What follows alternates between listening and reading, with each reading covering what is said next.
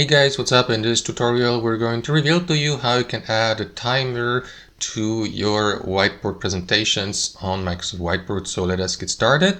So guys, let's assume you're showing or presenting a whiteboard presentation to your coworkers or friends or contacts via Microsoft Teams, and you can do this by using Microsoft Whiteboard either via the web application or the desktop app.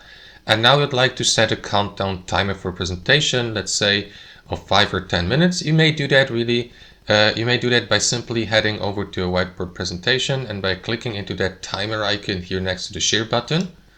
And after that, you may set a custom time, like 5 minutes should be on default, but let me go with, let's say 15 minutes because the presentation or whiteboard presentation has a maximum limit or time of 15 minutes.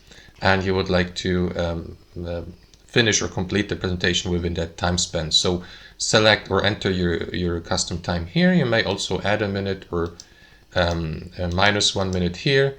You may also stop the timer here. So if you'd like to start the timer, guys, simply click into this button, start timer. Wait for the circle to finish loading. And after that, the timer or countdown will start counting down to 0, as you can see. So you may add another minute here if you need more time, for example. Or if you'd like to stop or pause the timer, click into this button. You may resume it by clicking into this button again.